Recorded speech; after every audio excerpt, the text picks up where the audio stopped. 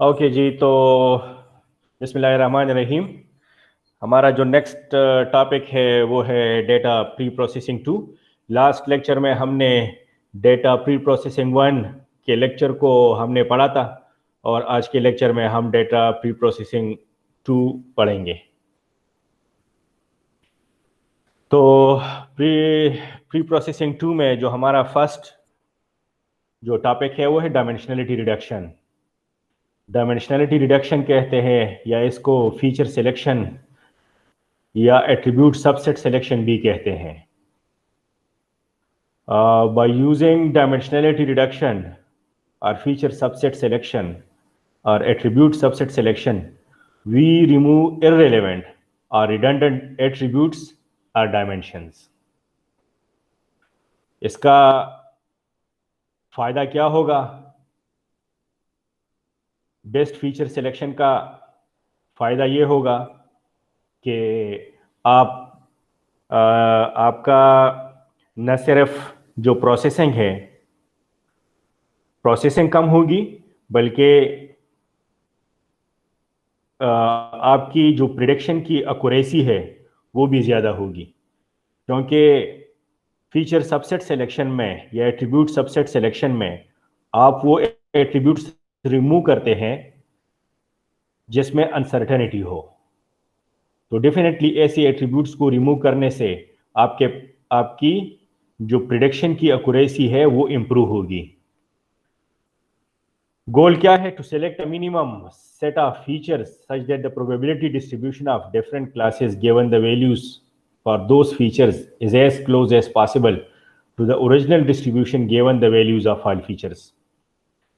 इसका मतलब यह है कि आप सब सेट ऑफ फीचर से वो प्रिडिक्शन करते हैं जो आप पूरे फीचर्स को यूज करके करते हैं, बल्कि उससे ज्यादा एक्यूरेसी आपको मिलेगी बाय सिलेक्टिंग और by using the best subset of the features.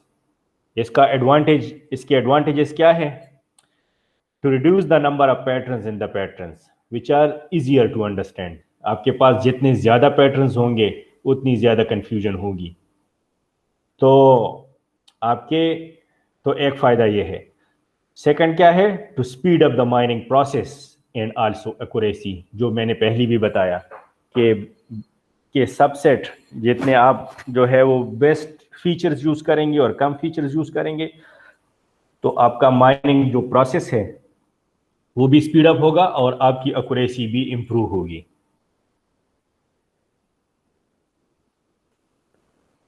Dimensionality reduction,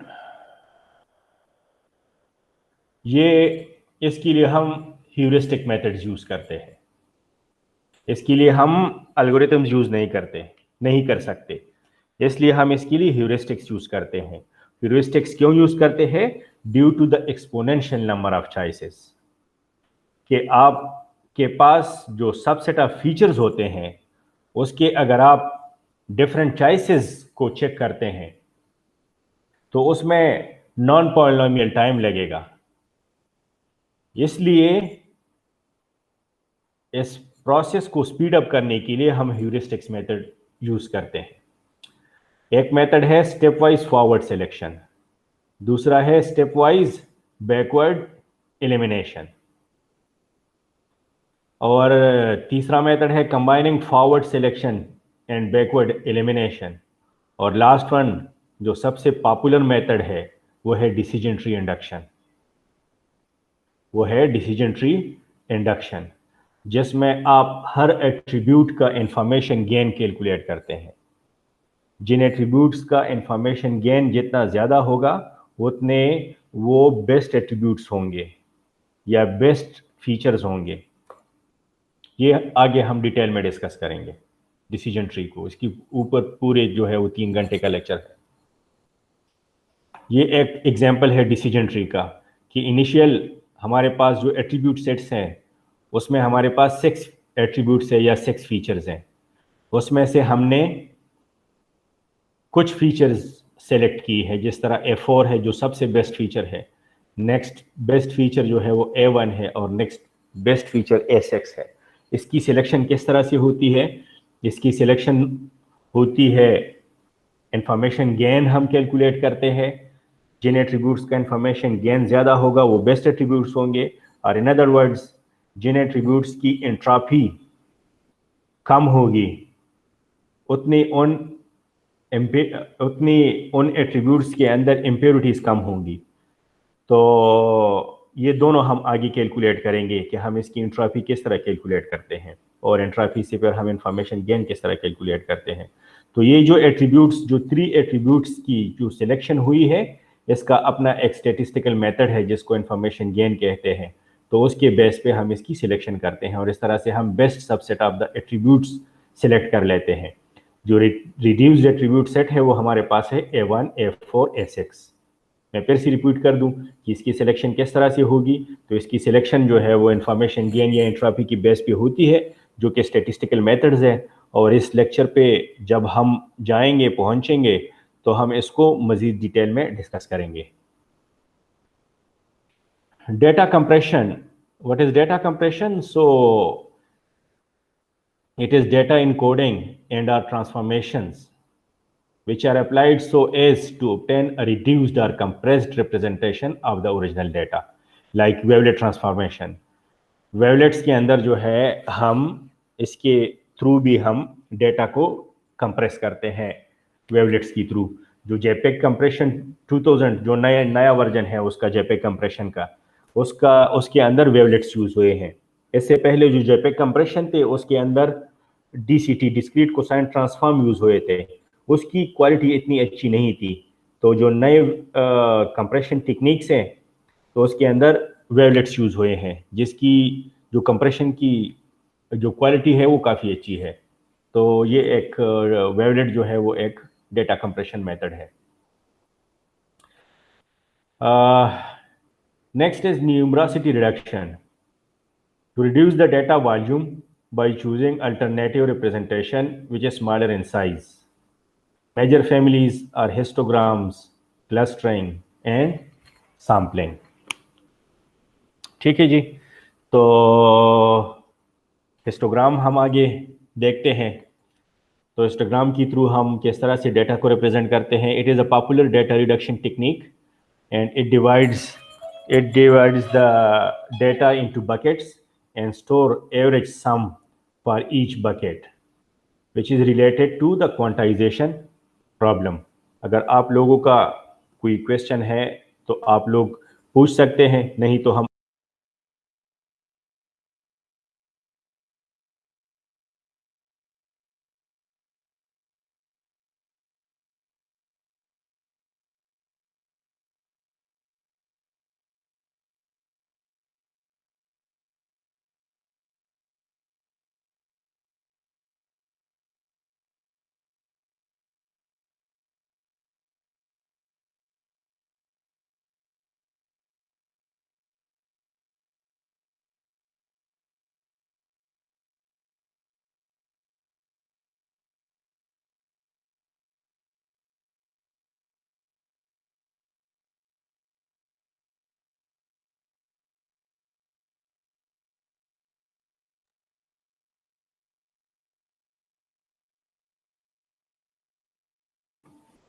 जी, अगर कोई आप लोगों का क्वेश्चन नहीं है तो हम आगे मूव करते हैं।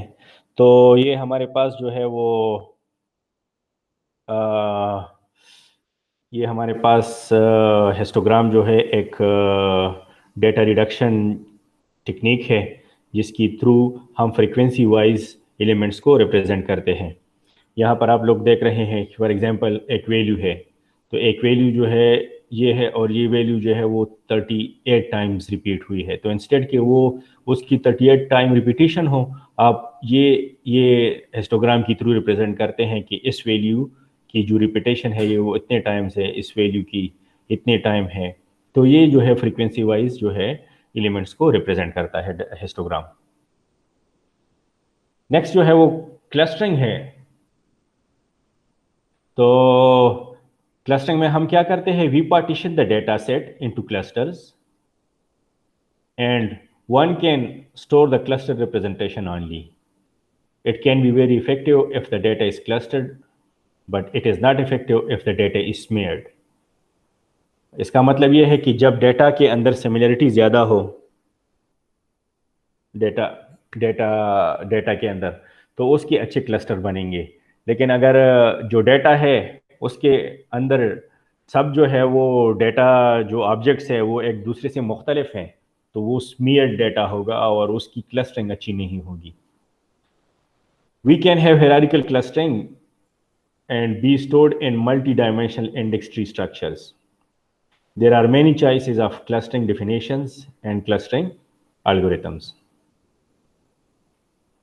काफ़ी सारे जो है क्लस्टरिंग की टेक्निक्स और एल्गोरिथम्स अवेलेबल हैं, जिसमें से एक तो हमने पहले लेक्चर में हमने डिस्कस किया था। अगर आप लोगों को याद हो, आप लोगों ने क्लास में वो डिस्कस किया था के मीन क्लस्टरिंग को, और आपने उसके ऊपर प्रैक्टिस भी की थी, और मुझे उम्मीद है कि आप लोगों को उसकी अंडरस्टैंडिंग है। और इस तरह और भी काफ़ी सारे क्लस्टरिंग टेक्निक्स हैं जो टाइम टू टाइम इस कोर्स के अंदर हम पढ़ेंगे।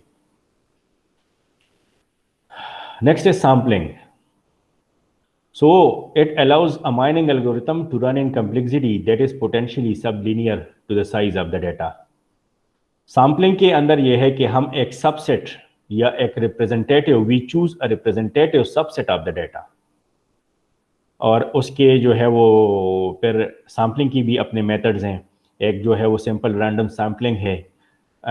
So the simple random sampling may have very poor performance in the presence of skew वही जो है स्मीयर डेटा, जिस तरह मैंने लास्ट स्लाइड में कहा, या स्क्यूनेस जो है वो ये है कि जब डेटा ऑब्जेक्ट जो है वो एक दूसरे से काफ़ी चेंज हो, तो काफ़ी चेंज हो एक दूसरे से, तो फिर जो है उसमें से आप जब सैम्पलिंग करेंगे तो जो रिप्रेजेंटेटिव डेटा होगा वो बेहतर जो है वो रिप्रेजेंट नहीं करेगा बाकी ऑब्जेक्ट्स को, क्योंकि वो सारे एक दूसरे से मुख्तलिफ होते हैं। So we develop adaptive sampling. There are adaptive sampling methods like the stratified sampling. It approximates the percentage of each class or subpopulation of interest in the overall database, and it can be used in conjunction with the skewed data. Stratified sampling. तो आगे next slide में हम stratified sampling जो है वो पढ़ते हैं। एक जो है वो दो किस्म का जो है आपके पास सैम्पलिंग है, कि एक है simple random sample without replacement, और एक है simple random sampling with replacement.